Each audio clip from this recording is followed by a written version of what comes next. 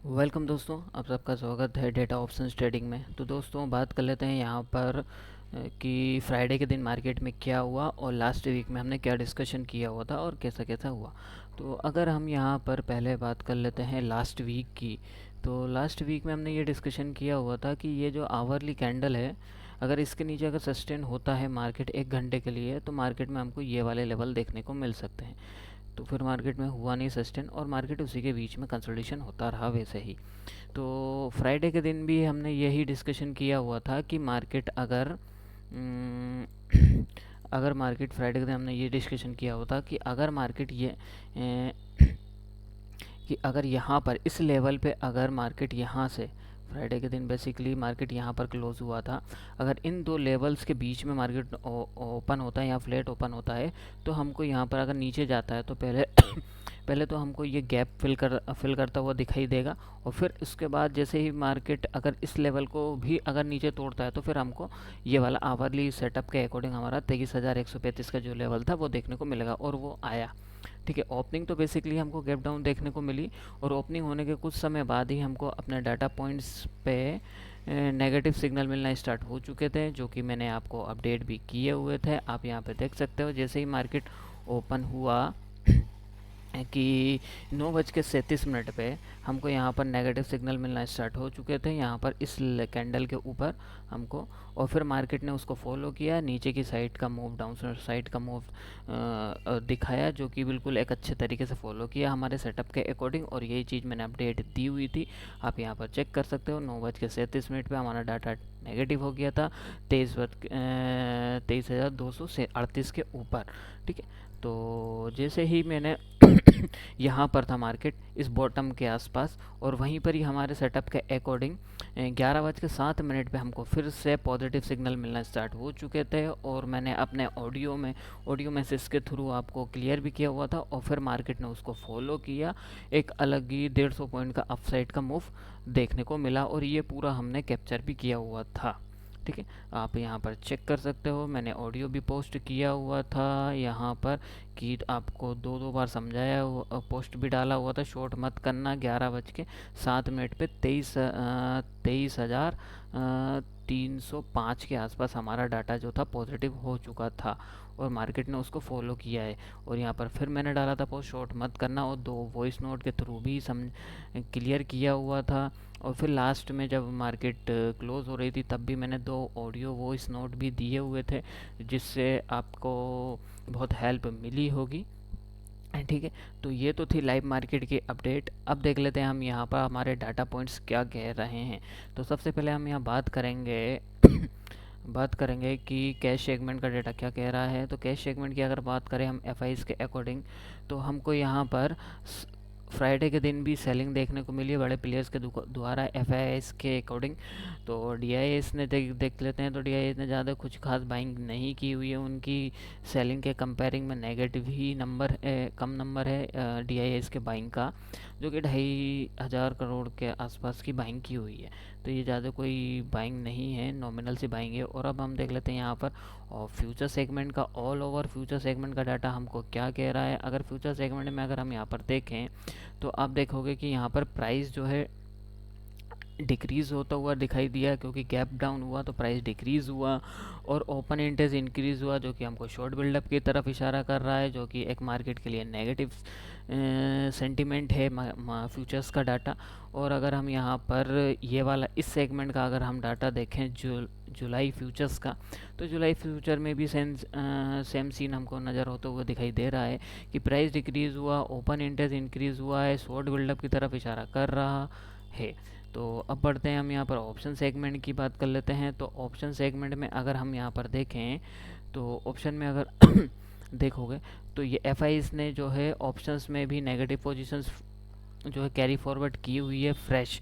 ये जो आपको नेट बेसिस के ऊपर दिख रहा है, अगर इसको डीपली एनालिसिस करेंगे तो आपको दिखेगा यहाँ पर कि नेगेटिव पोजीशंस कैरी फॉरवर्ड कर रहे हैं, और और फ्यूचर सेगमेंट में इन्होंने फ्रेश शॉर्ट पोजीशंस बनाई हुई है, जो कि इनका जो है एफ का एफ में नेगेटिव साइड की तरफ व्यू है अभी भी।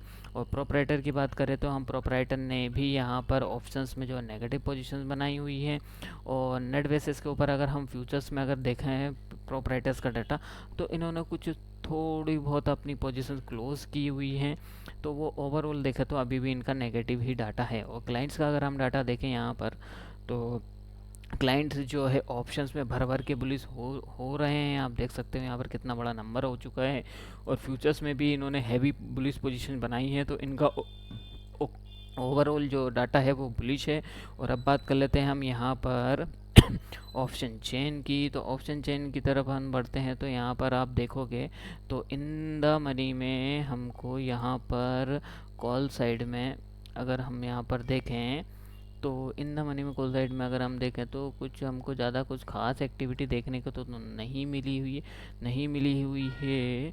और पुट साइड में अगर हम देखें तो पुट साइड में भी हमको यहाँ पर कुछ खास एक्टिविटी देखने को नहीं मिली है। तो ये भी तो हमको अगर ऑल ओवर ऑप्शन चेन अगर हम ज़्यादा वो देखें, तो ऑप्शन चेन हमको न्यूट्रल इंडिकेशन दे रही है। तो ये तो था हमारा डाटा। अब इसको हम एनालिसिस कर लेते हैं अपने अकॉर्डिंग कि मार्केट में क्या ओवरऑल डाटा निकल के आया है। तो अगर हम बड़े प्लेयर्स के हिसाब से अगर हम डाटा देखें एफ के अकॉर्डिंग, तो कैश सेगमेंट में ये सेलिंग कर रहे हैं, तो इनका नेगेटिव व्यू है अभी भी। और फ्यूचर सेगमेंट की अगर हम यहाँ पर बात करें, तो फ्यूचर सेगमेंट में भी ये शॉर्ट पोजीशन बनाई हुई है इन्होंने फ्रेश, जो कि नेगेटिव है मार्केट को लेके। और अगर ऑप्शन सेगमेंट की अगर हम बात करें, तो ऑप्शन सेगमेंट में भी ये अपनी शॉर्ट पोजीशंस ही कैरी फॉरवर्ड कर रहे हैं। तो ओवरऑल बड़े प्लेयर के अकॉर्डिंग ये डाटा जो है नेगेटिव है। और ऑप्शन चेन की अगर हम बात करें, तो ऑप्शन चेन हमको यहाँ पर न्यूट्रल इंडिकेशन दे रही है। तो ओवरऑल अगर हम डाटा कंक्लूजन निकालें, तो हमको ये डाटा पॉइंट्स नेगेटिव ही नज़र दिखा रहा है। तो ये तो थी बात डाटा पॉइंट्स की। तो अब हम यहाँ पर देख लेते हैं। आपको मैं एक चीज़ बताना चाहूँगा, जो कि मैंने फ्राइडे के दिन आपको लाइव मार्केट में अपने टेलीग्राम चैनल के ऊपर अपडेट दी हुई थी। तो मैं पहले आपको चार्ट के ऊपर लेके चलता हूँ यहाँ पर। अगर आप अगर आप अपना एनालिसिस खुद करते हैं, आप अपने सेटअप पे काम करते हैं और आपका एनालिसिस बिल्कुल परफेक्ट है, तो आप वहाँ पर एक अच्छा सा मूव कैप्चर कर सकते हैं और बॉटम और टॉप भी पकड़ सकते हैं। अगर आपका एनालिसिस और सेटअप वो चीज़ इंडिकेशन दे रहा है मार्केट के डायरेक्शन के अकॉर्डिंग, तो आप वो चीज़ मूव कैप्चर कर सकते हो। तो मैं ये कहना चाहूँगा कि जैसे ही मार्केट हमारा यहाँ पर था, इस लेवल पे था 23,237 के आसपास, वहाँ से हमको डाउनसाइड का सिग्नल मिला और मार्केट ने वहाँ से डाउनफॉल दिखाया। ठीक है, एक तो ये वाला मूव हमको अपने सेटअप के अकॉर्डिंग मिला। और फिर उसके बाद जैसे ही यहाँ पर था, आप यहाँ पर देखोगे प्राइस एक्शन पे देखोगे, तो कितनी लंबी लंबी कैंडल, रेड कैंडल बन रही है यहाँ पर। ये देखिए, ये लंबी, ये लंबी, ये लंबी, ये लंबी, ये लंबी, बड़ी बड़ी कैंडलें बन रही हैं यहाँ पर। अगर आप इनका काउंट करोगे ना, 1 2 3 4 5 6 रेड कैंडल बनी हुई है, वो भी सॉलिड बॉडी की। और लेकिन हमारे अपने सेटअप के अकॉर्डिंग यहाँ पर हमको इस बॉटम के लेवल पे 11:07 पे हमको यहाँ पर पॉजिटिव सिग्नल मिलना स्टार्ट हो चुके थे 23,105 के ऊपर। ठीक है दोस्त, जो कि मैंने शेयर भी किया हुआ था अपने टेलीग्राम चैनल के ऊपर। अगर आपका सेटअप और आपका एनालिसिस अगर बिल्कुल परफेक्ट है, बिल्कुल उसमें जीरो एरर है, तो मार्केट उसको ज़रूर फॉलो करता है। बस आपके सेटअप में, आपके एनालिसिस में कोई भी ज़रा सी भी मिस्टेक नहीं होनी चाहिए, तो वो आपके लिए बिल्कुल अच्छा ही है, अच्छा वर्क करता है। तो मेरा ये कहना है, अगर आपका सेटअप जो है अगर 1 दिन, 2 दिन, 4 दिन, 1 हफ्ते अगर वर्क नहीं कर रहा है, तो कोई बात नहीं, लेकिन आप उसको टेस्टिंग करो, कहाँ मेरे से मिस्टेक हो रही है, कहाँ मेरा जो डाटा जो है रीड करने में मेरे को प्रॉब्लम आ रही है, कहाँ मेरा प्राइस एक्शन जो है कि मुझे यहाँ से ये ऐसा होना था, तो ये इंडिकेशन दिया इसने, ये मार्केट ने तो उसके अपोजिट मूव किया। तो वो चीज़ आपको देखनी पड़ेगी। पहले आप उसको अपने सेटअप, जो भी आपका सेटअप है, सेटअप बनाओ, उसको मार्केट के अकॉर्डिंग पहले टेस्ट करो। 1 महीने तक अगर आप टेस्ट करोगे, तो आपको परफेक्ट है कि वो आपको बेस्ट रिज़ल्ट ज़रूर देगा। लेकिन बस ये है कि आपका सेटअप अच्छा होना चाहिए। तो ये तो थी कुछ इम्पोर्टेंट बातें जो मैं आपको बताना चाह रहा था। और एक इम्पोर्टेंट बात आपको मैं बताना चाहूँगा कि यहाँ पर जैसे ही मार्केट था 23,105 के आसपास मार्केट था। तो मैंने आपको एक हिंट दिया था कि यहाँ पर 23,400 में पुट साइड में आपको यहाँ पर अगर देखेंगे तो बड़े प्लेयर्स के द्वारा यहाँ पर हमको एक्टिविटी देखने को मिली थी, जो कि हमको बिल्कुल बॉटम पे देखने को मिली थी। इसका जो प्राइस था ना यहाँ पर 23,400 का, उसका प्राइस था 340 या 350 के, 330 से तो 350 के आसपास था। तब यहाँ पर बड़े प्लेयर के द्वारा हमको यहाँ पर एक्टिविटी देखने को मिल रही थी। यहाँ पर जो है उन्होंने शॉर्ट पोजीशन बनाई हुई थी, सॉरी शॉर्ट कर रहे थे, पुट को यहाँ पर शॉर्ट कर रहे थे, यानी कि उनका व्यू जो था मार्केट को लेके यहाँ से चेंज हो चुका था।